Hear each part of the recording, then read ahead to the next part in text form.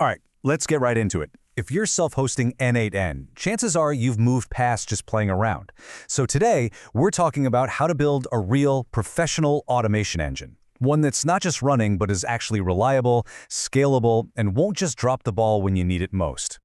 I really want to start with this, because it just cuts right to the chase. You see, all the common advice for picking a server for, say, a WordPress blog, it's completely wrong for an automation platform. We're not worried about how fast a web page loads. We're worried about what happens when 50 notifications from your payment processor hit all at once, and making sure our database doesn't just, vanish into thin air. And this really lays out the stakes perfectly. On one side, you've got this incredible promise, total control of your data, replacing hundreds of dollars in software fees for maybe $10 a month. But on the other side, the peril, the risk that your whole system silently fails and starts dropping critical customer data right in the middle of the night. That is the tightrope we are walking here.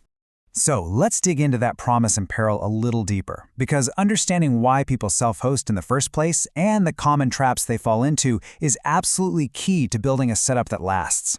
And look, the motivation is huge, right? You get to keep all your sensitive data and credentials on your own servers. That's what data sovereignty is all about. You get to escape that per-execution pricing that basically punishes you for being successful and scaling up. And of course, you can customize the whole shebang. For a lot of people, these benefits are just non-negotiable. But here is the absolute crucial difference. If your blog goes down, okay, people see an error page, no big deal.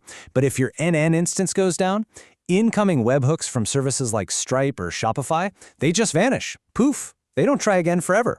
So the cost isn't a little bit of downtime, it's a permanent loss of business-critical data. So how do we build a foundation that won't crumble? Well, it all starts with the server, your virtual private server or VPS. This is honestly the first and maybe the most common place people get it wrong.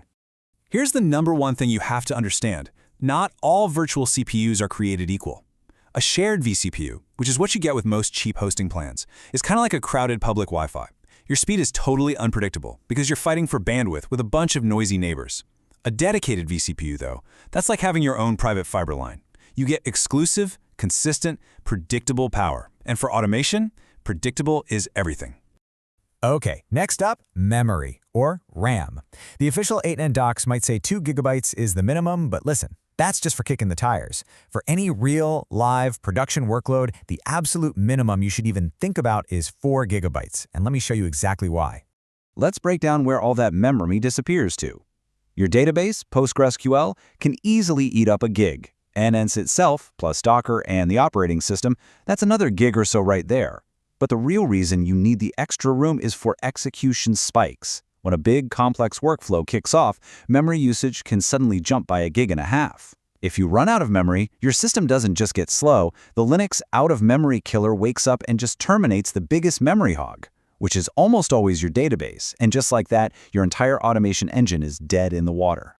Now, when we're talking about that CPU, the magic number is 2. You need a minimum of 2 dedicated vCPUs. And why is that? Well, think about it. Having a single CPU core trying to run the n8n application and handle constant requests from the database at the same time, it's just a recipe for a traffic jam. 2 cores gives you the breathing room you need for everything to run smoothly. And a quick but super important note on storage. Every single step of every workflow you run gets logged to your database. That is a ton of little constant write operations. Using a faster NVMe SSD instead of a standard one can make your database 3 to 5 times faster. It just makes sure your hard drive never becomes the bottleneck. All right, now for what is arguably the single most important architectural choice you will make. This one thing is what truly separates a hobby setup from a real production system. We're talking about the database. So out of the box, n8n uses something called SQLite. It's a simple file-based database that's great because it requires 0 setup. Perfect for just trying things out. But running it in production is really asking for trouble. It just has some fundamental limits that make it unsafe for anything serious. This chart makes it pretty clear why. The biggest problem by far is something called concurrency. SQLite basically locks the entire database file anytime something needs to be written. So if 2 webhooks come in at the same time, one has to wait. That can cause timeouts. PostgreSQL, on the other hand, can handle tons of simultaneous writes without breaking a sweat.